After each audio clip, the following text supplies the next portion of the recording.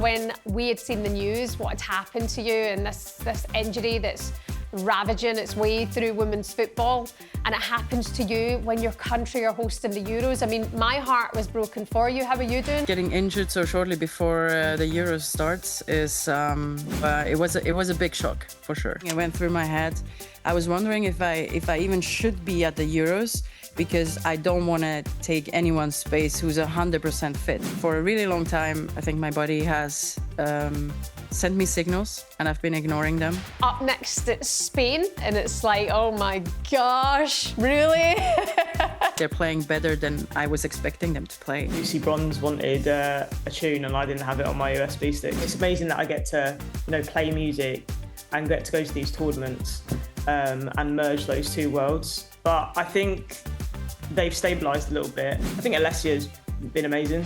That was not the way England should start a tournament. Uma, correct me if I'm wrong, but is that the first time a team who are defending the title have lost an opening group stage game? If the whole team has an off day and there's nobody in there who has the composure to say, look, this is just the situation we're in, we need to turn this around at half-time. She's a future England captain for me. It's like Portugal men having Ronaldo on the bench when they need 2 goals. For the Netherlands fans, you're thinking, we were in a position where we were winning. You were we winning. could have done it. 2 We goals. have to.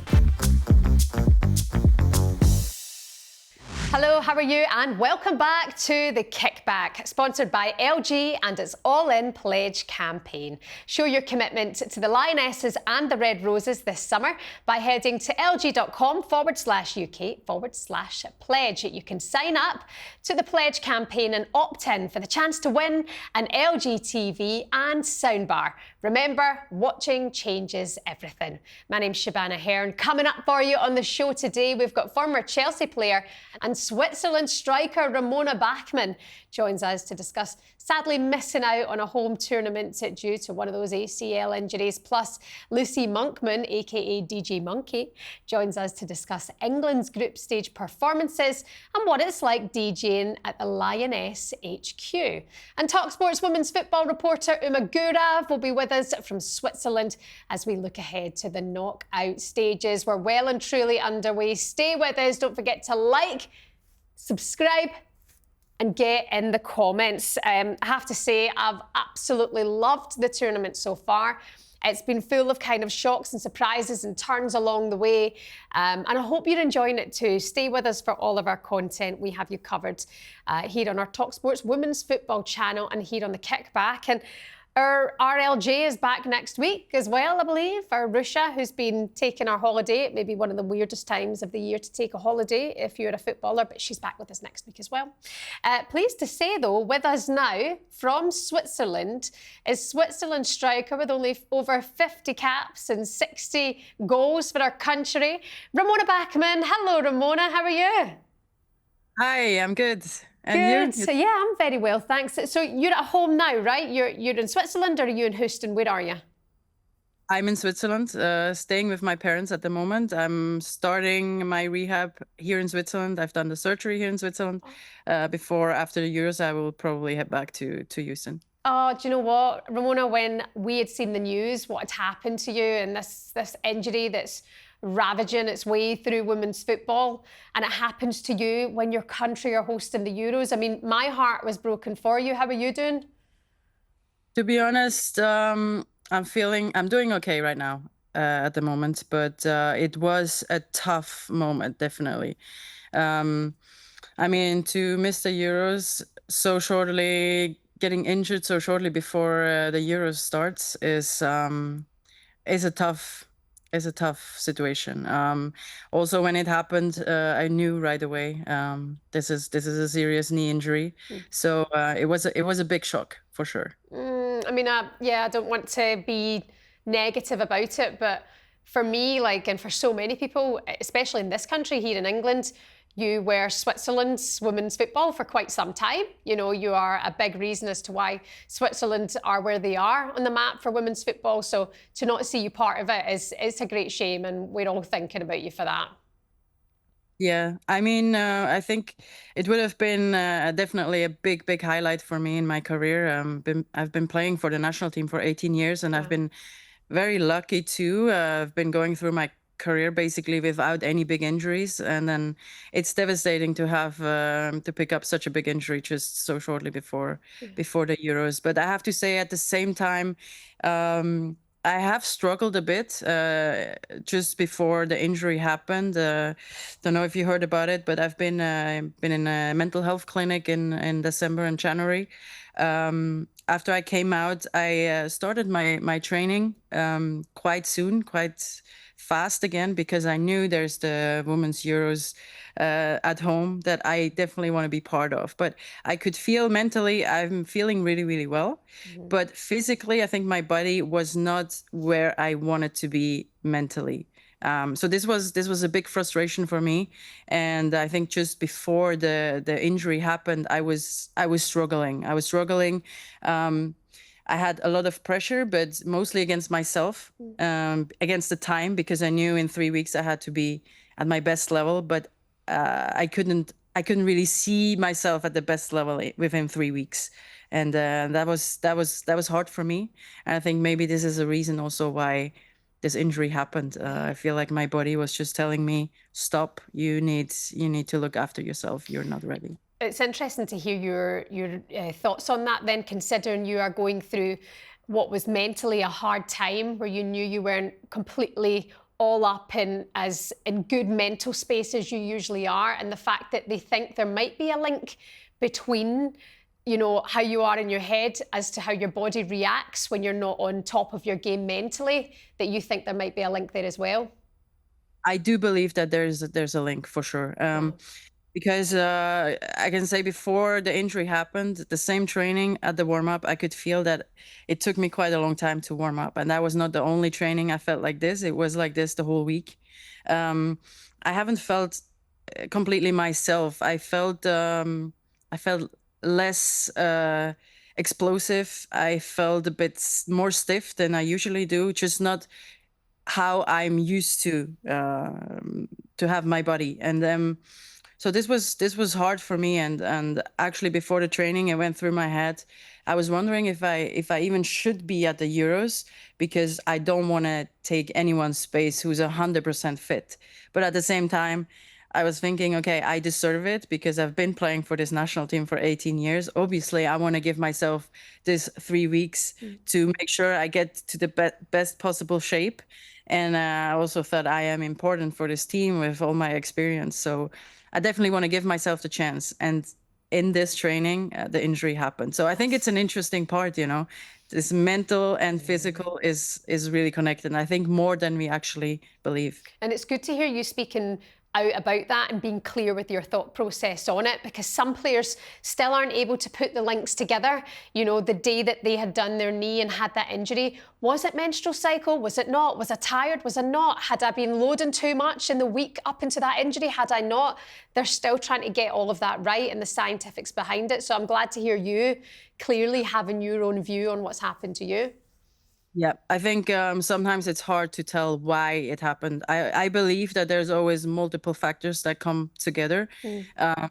But for me, I do believe it has to do with what I've been going through in the whole last year, basically, but also been spending quite a lot of time in the clinic to get help, to get better, which has helped me a lot. But yeah, I do believe it has an impact. I've also been on medication, and I think I've gained about 5 kilos.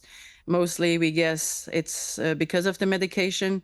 And this is something you feel, obviously, like if you carry 5 kilos extra, you feel less in shape, right? And this was the frustrating part for me. And this is also hard to get in shape, because it's not about training more.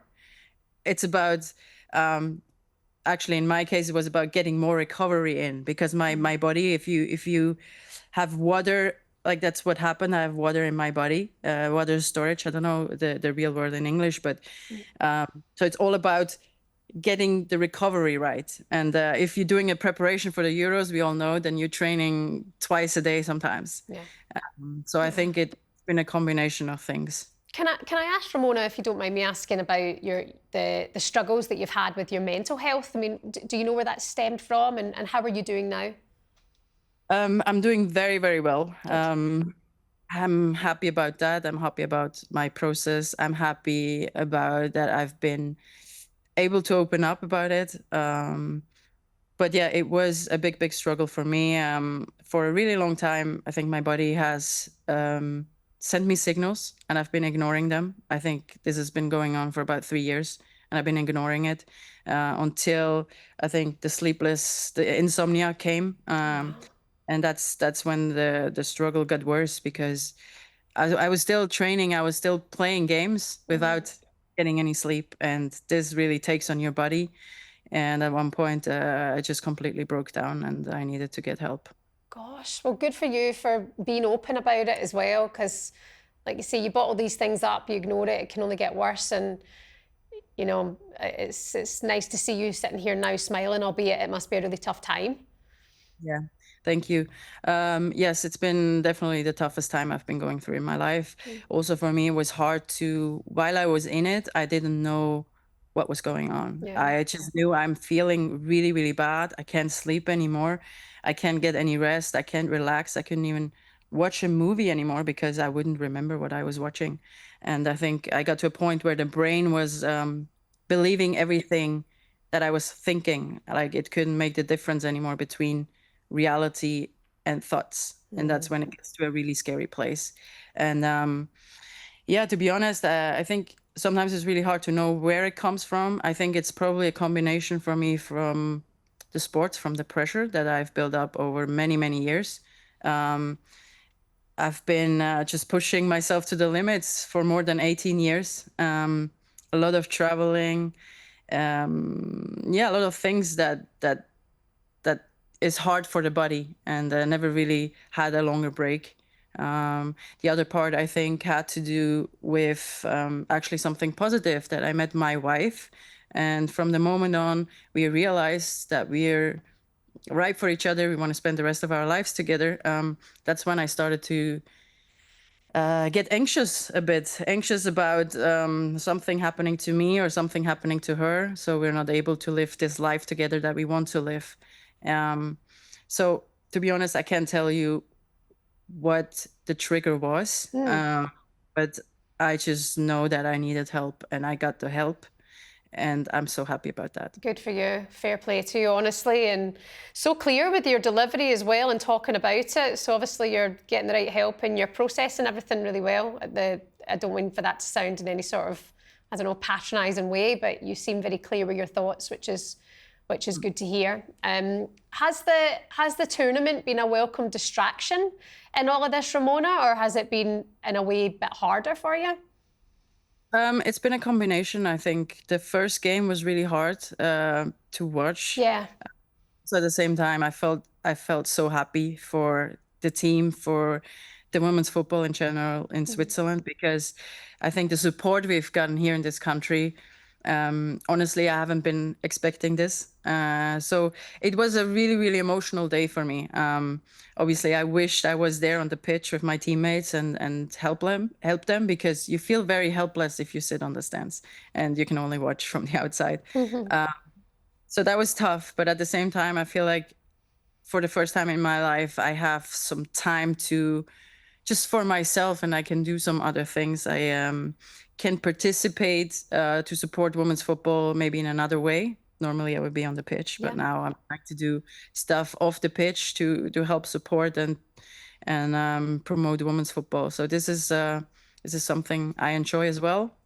And obviously, I think the most important thing is I have a lot of time with my son and my wife, which I normally don't get. So I'm trying to see the positive in the negative. Lovely. I mean, trying to focus on what's good for the country as well. I mean, I remember speaking to Leah Volti in the past and her saying, you know, what happened with the Lionesses here in this country, how it changed so many things overnight. And the Lionesses had gradually been on this wave, and then it all changed when they won the Euros, and how Switzerland needed this moment as well. It needed to kind of change perspective and get young ones on board and get people of a generation to change their views as well. So it's been a really positive thing for the country, and they've made it to the next round. I mean, that must have been incredible to watch. I know. I'm so happy for the team. Honestly, I think they deserve it so much. They've worked so hard. And I think in all those games I've seen, but specifically in the last one, it was about just getting a point against Finland, and you could just tell how much the players wanted this.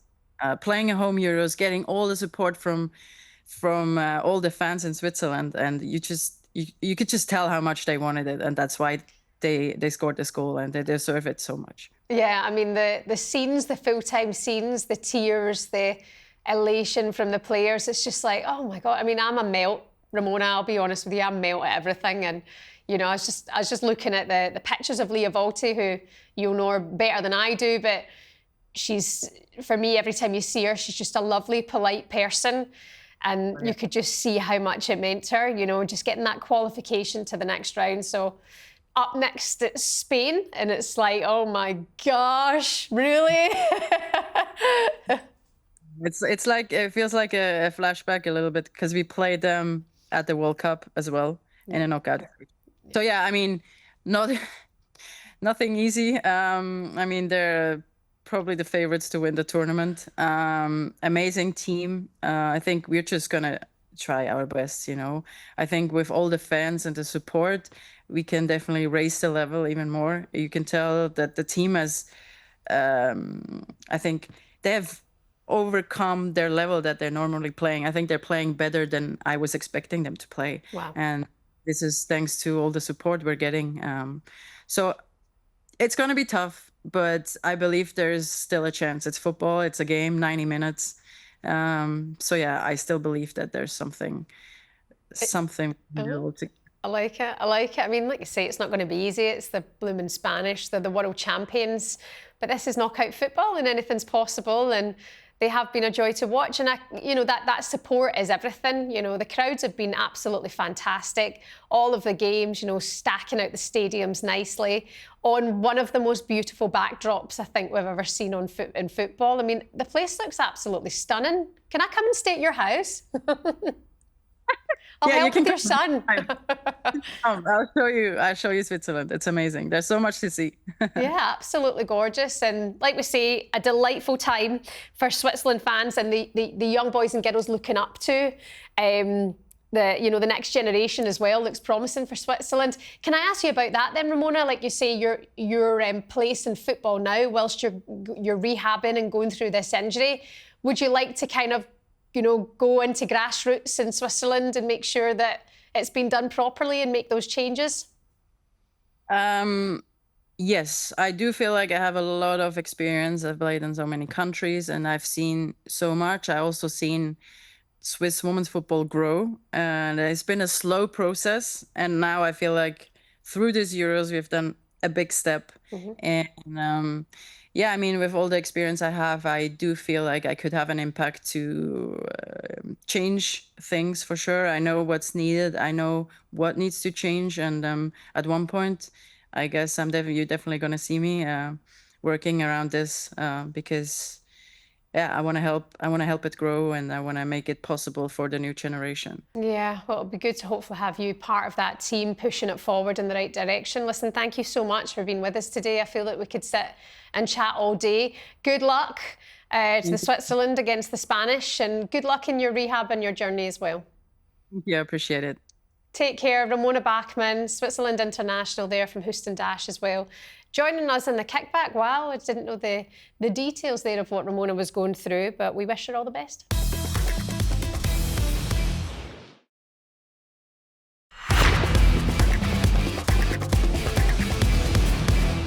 Joining us now on the kickback is Dulwich Hamlet midfielder and DJ Lucy Monkman, aka DJ Monki, who just took her set all the way to Lionesses HQ in Zurich. Hello, DJ Monki, how are you?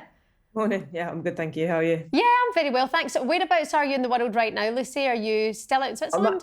I'm actually in London, so nowhere too exotic. But I leave to go to Bali in about 48 hours. Oh, lovely. Is that a holiday or is that DJing out there as well? That is DJing as well. It's a busy season, and with Euros as well, it's extra busy. So, but I'm not complaining. Okay, we need to talk about your football and your role in football at Dulwich Hamlet as well.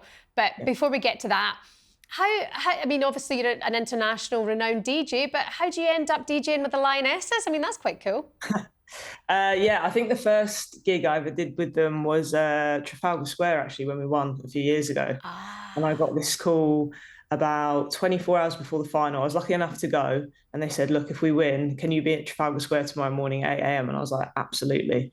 So I brought my USB sticks with me to the game. And then when the final whistle went, I was like, "Okay, this is actually happening now. I better behave myself tonight." And yeah, I was there the next morning. It was a very surreal gig. It was one of my favourite, and also probably one of the most stressful gigs of my life. I bet it was. I mean, I can still remember the scenes, like iconic footage of the Lionesses at Trafalgar Square, that winning moment, the bucket hats, the cowboy hats, and you were the DJ behind it all. There you go.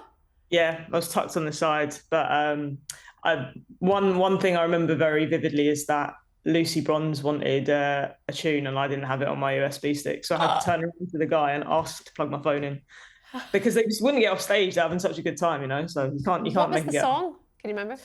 It was Atomic Kitten. Of course it was. Absolute banger, to be fair. And what was it like out in Zurich as well? Because you've been working at the fan park with all the England fans. I mean, how was that? Yeah, it was wicked. I went out for the game last Wednesday, and obviously it was a huge game after the France game. Everyone was super nervous, but also really up for it in the fan zone. I had this strange confidence going into that game, but then I was like, oh, I don't know if I'm just getting overconfident. But the vibe was wicked, and obviously everyone's out there for a good time. It's always super friendly. So I just played in the fan park before, and then walked down to the stadium with everyone, and it was wicked. Yeah, it was amazing, and obviously the game. It was a great game to be there for. I mean, considering you DJ kind of all over the world, is there something different about women's football atmosphere? Yeah, definitely. I'm used to obviously like clubs, Yeah. festivals, Ibiza. But I would say that like football fan zones and parks, it is quite like a festival atmosphere, but it's probably just a bit more joyous, I guess. I mean, festivals are joyous, but it is very slightly different, and obviously way more families and stuff. So it's slightly different, and I have to tweak it to that. But it's really amazing, and it's amazing that I get to play music and get to go to these tournaments. And merge those two worlds. I think I've been to every major tournament since 2019, and that's pretty much because music's taken me there. So yeah, it's brilliant. Good for you. And you're properly in around the women's football scene as well. I mean, talk to me about your team before we talk about the Lionesses, Dulwich Hamlet. You're a midfielder there, right? Yes. So I've played for Dulwich Hamlet since 2019, when the women's team merged with the men's, and we became Dulwich Hamlet Women. And yeah, this has been my fifth or sixth season. But yeah, it's changed a lot, and a lot of that is down to the Lionesses and how well they've done as well. We never used to get paid. Now we're on contracts. Great. We get fans there. We take 500 fans to away games, down to Lewis, for example, for the FA Cup. So it's crazy. I never thought I'd be playing in front of people when I stopped playing all those years ago. I love that. And they've got their own little DJ in the dressing room as well. Like you're fully equipped. Oh, hello. My cat's decided to join me. Yeah. Hello, beautiful. I'm actually not the dressing room DJ. It's my day off. My teammate Salon is the dressing room DJ. So wait, he does a great job as well. That must be such hard work. You must be like, the DJ today is can somebody just let me do my job? Let me back on the decks. I reckon dressing room DJ is a pretty hard job because you've got so many different people catering for so many different sounds. When I go to play my gigs, I know what they want, so it's a lot easier. But I'm like, today, Salon, you take over, it's fun. Yeah, I mean, that's the thing. The difference between like DJing in Ibiza, when it's quite like house electro or that kind of vibe, like rave type vibe, to like doing a fan park. Yeah. But then that's the thing. You just whack on Sweet Caroline, and the crowd goes wild. Exactly. If all else fails, you just whack on Sweet Caroline, basically. Very good tip for any DJ watching this. Talk to us as well about the Lionesses then. I mean, what have you made of their performances? Who's been standout for you?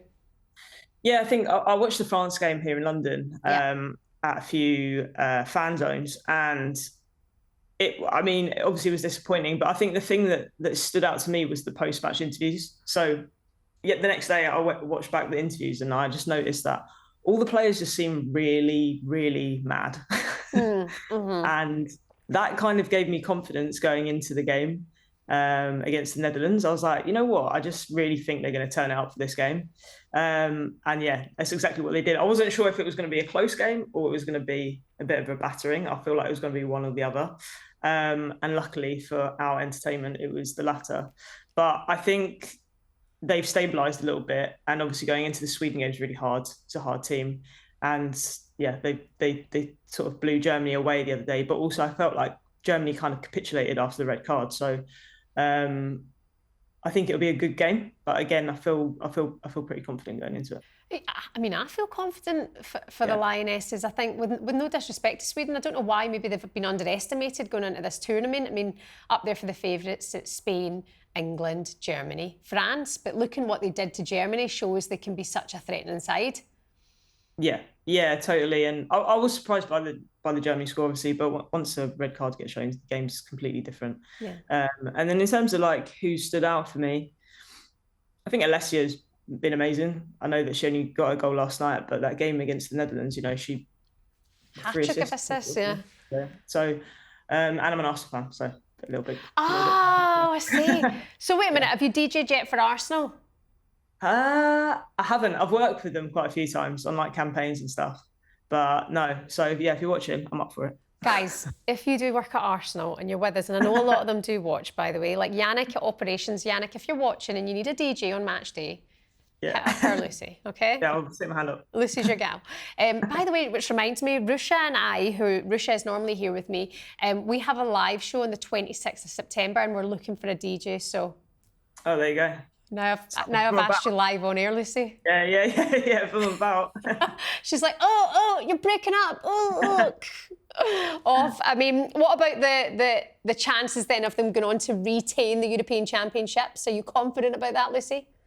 Yeah, I think why not? You know, obviously in knockouts anything can happen, but I think the last major tournament, the World Cup in Australia, the final was a real disappointment, I think. And I remember being there and just being like, wow, felt like we just kind of got blown away there. But I think, you know, you want to retain that trophy, right? And I don't see why not. I feel like Spain's on the other side. So we'll see how it goes. But I feel like a Spain-England final will be a bit of redemption, won't it? Yeah, I mean, there's so much kind of history, like new history between the pair now as well. But I think the Lionesses, like you say, from the World Cup final, so destroyed by that, so hurt, and so you're just, in the end, defeated by the Spanish. And then you look at, like, the kind of recent games that we've seen here in this country as well. Like, Lionesses did have an edge over them that night when they beat them in March. Yeah. Did you go to that game? I wasn't there, no. Yeah, I went to that game, and I to be honest, I went into that game a little bit nervous. Obviously, it was only friendly, so it didn't mean too much. But I was kind of like, oh, I'm not sure how bad this is going to go. After, I think I was a bit scarred from Australia, but yeah, it was a good showing. Brilliant. Well, listen, fingers crossed for you. Where can we see you next DJing? Do I need to book a flight to Ibiza? Have you got something close by? Yeah, Bali next week. Week, sorry. And if you're not there, then Ibiza. Stick us on the guest list for Bali. Just the kickback will do. Anytime. Lucy Monkman, DJ Monki. Thank you so much for coming on the show with us today. Thanks for having me. Before you go, what's your cat's name? Oh, it's Mikel. Oh my God, not after Arteta. Yeah. Well, it was Michelle. And then we realised he was a boy because he's a stray. And we were like, oh, cute. Looks just like my cat, by the way. At one point there, I was like, is my cat broken at her gaff? Because he does things like that. To Mikel and DJ Monki, thank you so much for coming on the Kickback. We'll see you again very soon.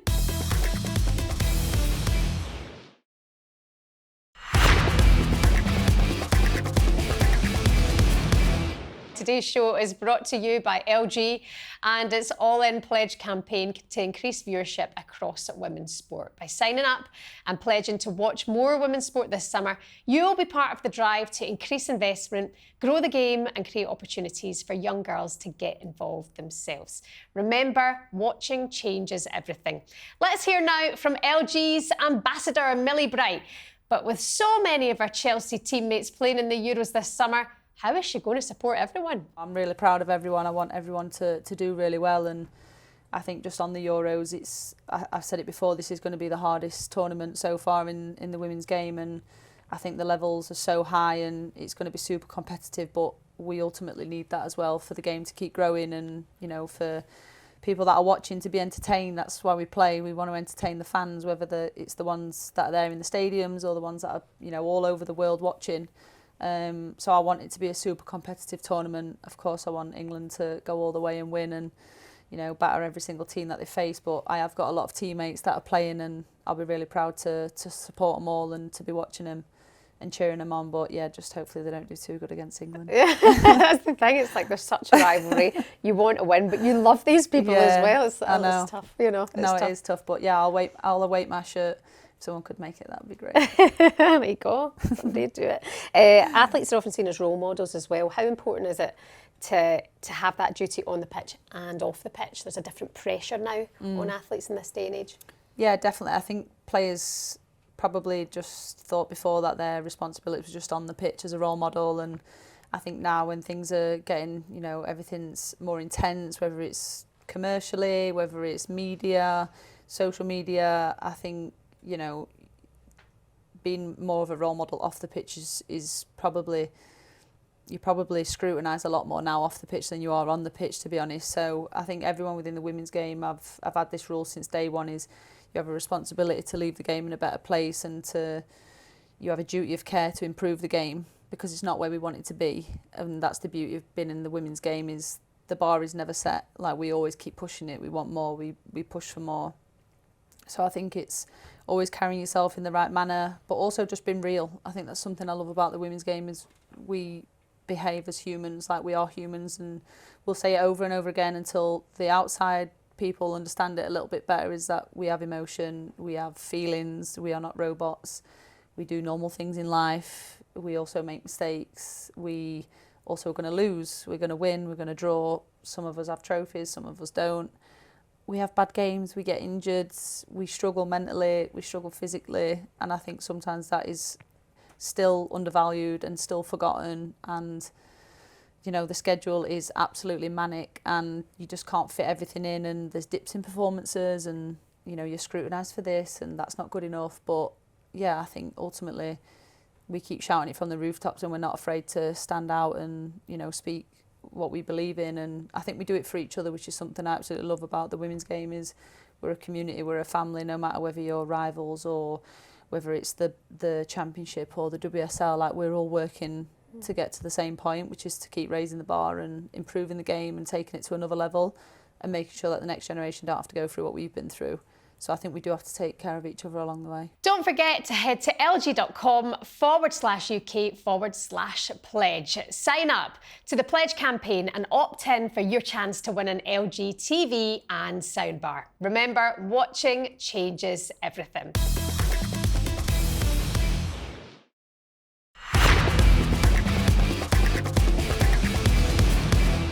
And finally, joining us now live from Switzerland to look ahead to the knockout stages is talkSPORT's brilliant women's football reporter, Uma Gurav, in the house. How are you? You look fresh as a daisy. How's life in Switzerland? Oh, I am feeling pretty fresh this morning, but you would be, wouldn't you, after that performance from England? Oh, what a nice way to end the group stages. Such a nice atmosphere in the stadium. I'm feeling great, Shebahn. How are your emotions? Because I feel like, Uma, from what started with the France defeat to where you are now as an England fan and following the team, is like, it's had it all, the ups and downs, eh? Yeah, we've been through it a little bit. I want to say that I wasn't worried at all after the France defeat, but I think there was just a little bit of nervousness, not even because of anything, I think, that makes you doubt the team, but it was just the performance was so far from what we know England are capable of. And I think there was just that worry. Where have England gone? Why aren't they playing to the ability that we know they're capable of? And then they came back against the Netherlands and suddenly they're back. And I think the narrative has flipped completely, hasn't it? It's gone from we're on the verge of going out of the Euros to we can get to the final, we can retain our title easily. The only person who will even give us any kind of difficulty is Spain. And I think so much of that is down to Sarina Wiegman's decisions, the way the squad have just got on with everything. They must have seen the attention that's been on them and the negative criticism that they had after the first game. And they've gone, you know what? We're just going to prove you wrong on the pitch. Yeah, and that is the way to do it, to be fair. And look, the negative criticism that comes when England fart is just outrageous. It's like they can't move or do anything without it being the end of the world. Now, certainly France wasn't the best performance, you know, it was just a bad day at the office, you know. But anybody who was kind of ruling them out at that point needs to give their heads a wobble.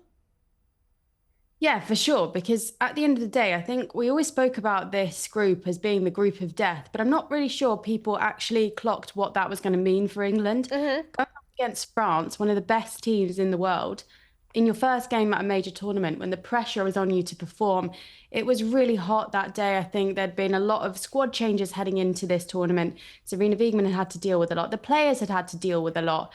And at the end of the day, it was only a 2-1 defeat. Yeah. So I think that people kind of got a little bit frightened that this meant maybe, you know, we were going to go out in the group stages because the quality that we had at Euro 2022 wasn't there at all. And that's completely not the case. I didn't like the way that some people were saying, oh, you know, without Mary Earps, without Millie Bright, without Fran Kirby, we can't do this. Because I think you have to give the respect to the players that are in that squad. They're absolutely sensational. And they have proved that in the way that they've come back from the defeat. England are a strong team. They've got a lot of depth. And without those players, yes, obviously we'll miss players of that quality, but I don't think it means that our Euro title challenge is any less strong. No, certainly not. I mean, I am definitely one of the people and still stand by my thoughts from that opening game and lacking character, you know, because that was not the way England should start a tournament. Uma, correct me if I'm wrong, but is that the first time a team who are defending the title have lost an opening group stage game? So, you know, it wasn't the good old England we were expecting. And actually in that situation where there is a lot of heat and focus and attention towards them and how they're going to do without those players, they certainly kind of clarified it in that game. You know, that they were down on themselves in that game. They didn't show character. And I will absolutely stand by that and saying that because, I mean, I've been taking it tight about that kind of comment last week as well. And that's the beauty of it. Everyone can still have the opinion at the same time. But the Lionesses are so stacked, you know. So yes, without the players who decided that they're not going to be there for their reasons, it's the show goes on kind of thing. And certainly those last two games, Wales last night against the Netherlands, they really showed their mettle and they showed their character. Yeah, I think you're absolutely right in that there was nobody in that first game who stood up, just said to the team, look, let's take a minute and remember who we are and play our game. What I think surprised me was that we didn't see that from the leaders who I think still are in the squad. Yeah. The likes of Leah Williamson, from the likes of Lucy Bronze, Jess Carter, Alex Greenwood, Georgia Stanway. I think a lot of them had, by their standards, a poorer game. And I think that's probably what made it hard for those kind of characters to be the leaders that we know them to be. I don't think England lack leaders inherently in the squad. I just think in that particular game, they didn't stand up. And since then, they have. You know, Georgia Stanway's been absolutely sensational since then. Lucy Bronze has been almost back to her best. That switch between Jess Carter and Alex Greenwood, I think, has done wonders for both of them because they've been able to play to the best of their ability. And I just think it shows that sometimes, you know, if the whole team has an off day, and there's nobody in there who has the composure to say, look, this is just the situation we're in. We need to turn this around at half time. And they almost did at the end. You know, Michelle Agumang, I'm gutted for her that she didn't quite manage to get the equaliser at the end. Yeah. But sometimes leadership actually comes from the most unexpected places, right? She's a future England captain for me to come on and be able to show that kind of quality in a moment when your team needs you. Full credit for her. I really hope we see more of her this tournament because she's been sensational. Yeah, she's absolutely wicked. And that's the thing, before it's further down the line, before it's the World Cup in 27, you want to see her show the kind of raw energy that she's got. I mean, I'm still thinking about her facials coming onto the pitch for that first game. I'm like, oh my God, she was there to just destroy, you know, disrupt France's party, and she was trying her best to do that. I mean, a battle of the border last night, and England just went for it, didn't they? They absolutely went against Wales. But one of the highlights, Uma, have been Wales at the tournament. I mean, you've been socialising with a lot of the fans and seen what they're up to. It's part of the journey, isn't it? Just them making it to a major stage. Yeah, we talked about Wales before the tournament and how they weren't getting the credit that I think they deserve heading into this tournament. Yeah. And it has been such an eye-opener just talking to the fans and just understanding what this experience means to them. Honestly, brought a tear to my eye, I think, speaking to the fans and watching them do their fan walk up to the stadium last night. The passion, the spirit they have when they sang their national song before the game. They care so much. And even at full time, the fans just weren't leaving. They were there for the team because I think in their eyes, this is the start of something really special. They want to be at the next major tournament. They want to be at the World Cup and many more to come. The feeling towards Rhian Wilkinson is absolutely incredible as well. I think she is a bit of a national hero now for what she's done for women's football in Wales.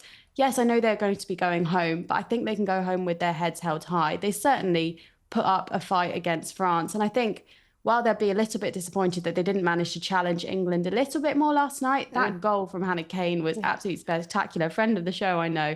Gosh, she can take a bow for that one. I think that might actually have been the goal of the night, to be fair. I know England scored a lot, but that one. It was a wicked goal, and the place went wild. I mean, the fans were like, it was almost as if it was a goal that sent them through to the knockouts. It meant the world to them. And do you know what? Sometimes it's just these moments that mean everything. It's even Jess Fishlock's goal and, you know, the game against France. It's like they need these moments and they're getting them and they're there. And I think I've told this story about 10 times already today, but I was in Wales on Friday visiting a school, the Awel Taft School in Pontypridd, and there was these like, I'm talking like 4 and 5-year-old girls coming out of their reception class to play football, and they had on their little Wales shirts and they had their little Welsh accents, and I was just like, oh my God, you're so cute, and just, we want to play football today. I don't know what the accent was. That was miles off it. Very Welsh. You know. But I was just like, great. And they're all talking about Jess Fishlock and Hannah Kane and Sophie Ingle. And I was like, oh, bless them, you know. And every country needs that moment, you know. And fair play to them. They've changed the landscape of women's football for girls in Wales. And that's a great start, isn't it? It is, and they'll be back. I think they've put down a mark here. They will be back. Wales will be back at a major tournament before long. And I think next time around, they'll take so much heart from the fact that they've had the experience and they'll want to do better.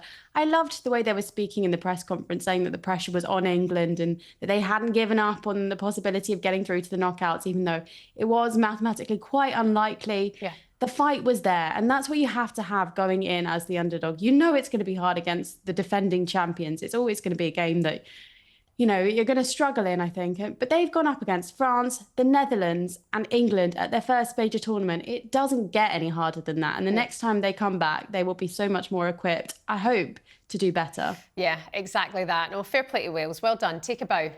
Up the road and on to the next. Can we just talk about the end towards Group D? Because I mean, Uma, I'm sitting there watching the England game. Once they're 3-0 up, I was like, right, okay, I'm going to put on the Netherlands game. And then the Netherlands come into it, they're 2-1 up. And I'm looking and going, hold on a minute, 2 more goals. If France don't get any more, 2 more goals, the Netherlands would have gone through on goal difference. And I was like, this is crazy. No Vivianne Miedema. I mean, what's the chat out in Switzerland about that? Yeah, I think it was a real shock because, as we talked about, having 3 of those teams in the same group, you always knew one of them was going to go out. But I think when you try and compute the fact that the Netherlands aren't going to be in the knockout stages of the Euros, it's really hard. And I've been surprised at how the Netherlands have performed at this tournament, especially against England, I have to say. I feel like they just completely capitulated. However, maybe the warning signs were there because I know they suffered that 4-0 defeat to Germany in the run-up to this tournament, and they haven't looked strong. I think the Netherlands rely far too much on Vivianne Miedema, and I actually think that that's a problem that Manchester City have had too. She's a fantastic player, but you can't take on the whole of the England team or the whole of the France team with just Vivianne Miedema. And I also think that their manager, I think he came in for a bit of criticism for the way that he discussed this group, particularly the way he discussed the Wales team. I know they beat Wales 3-0, but he was very much going into it quite complacently, I think, thinking that Wales weren't going to put up a fight, acting as though there were only 3 teams in the group.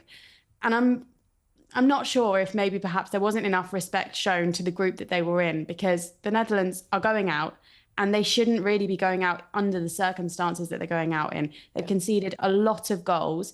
And I think there's going to be some conversations had now. I mean, I saw a lot of Netherlands fans, obviously when they went up against Serena Wiegman, they were saying, Serena, please come back, please come back. And I think the model in the Netherlands they need to take a look at it, because since 2017, when they won the Euros, it feels like it's been a bit of a downhill trajectory for them. What that is, I'm not sure, because they've got the players to be far better than they are on the world stage. Yeah, I mean, you talk about their form going into this competition as well. That's why it was likely that Lionesses and France would come out the group. I mean, I think the Netherlands, who, like you, I mean, I thoroughly enjoy watching, and they've got a brilliant squad. They're just not doing as well as they should be. I think they managed a draw against Scotland before going to the Euros as well, you know, which is it's a great result for Scotland, you know. So something's not right. And as we know, Serena Wiegman's number 2 is going to become the head coach of the Netherlands after the Women's Euros. But I think we all know and love Vivianne Miedema, and funnily enough, she can still divide opinions, you know, with, you know, is she past her best now? But you even look at her getting her 100th goal there against Wales, and the way that she did it, the fashion that she's got, she's absolutely quality. You know, she's just world-class player time after time. And I'm in my head that last night I'm fuming for her. I'm like, why is she not on a pitch? Like, when you need a couple of goals, it's like Portugal men having Ronaldo on the bench when they need 2 goals. You bring these players on, so either something's not right with Vivianne Miedema, something's not entirely comfortable with her, and this is, you know, a decision that they've reached together, or it's one of those things where it's a manager who maybe perhaps can't manage Vivianne Miedema, like we saw with Jonas Edeval at the past. Yeah, and it's just, for the Netherlands fans, you're thinking, we were in a position where we were winning. We could have done it. 2 goals. It's crazy. And think about that as a fan, to go from a position where you have the chance to cause a huge upset and you just manage to throw it away. And that's what makes it so painful. And I think that's where the criticism comes in, because it's not that you couldn't have won. You had France right where you wanted them to be. Also, by the way, I think that's proved how to get at France, who did look really strong in the first 2 games. The Wales got past them. The Netherlands did get past them. I'm just saying, if England come up against them again, I think those are where the lessons need to be learned. But for the Netherlands now, Vivianne Miedema is, I think, known by every single football fan as possibly one of the best players in the world. To not put her on in that moment, I mean, that's the equivalent of, for us, like not having a fit Lauren James on. And again, maybe it comes back to this. Maybe her fitness isn't there. We know she did struggle a little bit with injury, but I have to say in the first 2 games, she looked fine. So It was absolutely baffling. And the Netherlands will be sorely disappointed, as I think they should be. Yeah, I mean, we'll wait and see. I imagine we'll maybe hear from Vivianne Miedema or the manager at some point on this situation, but the Netherlands go home alongside Wales. Thank you, Group D, for being thoroughly entertaining. The Lionesses and the French progress. Uma, keep enjoying your time in Switzerland. We can keep following your journey, and thank you so much for coming on. Thanks, Shebahn. I'll speak to you soon. Uma Gurav there, our reporter out in Switzerland. This episode of the Kick Back was brought to you by LG and its all-in pledge campaign. Show your commitment to the Lionesses and the Red Roses this summer by heading to lg.com/UK/pledge, where you can sign up to the pledge campaign and opt in for your chance to win an LG TV and soundbar. Lovely stuff. Remember, watching changes everything.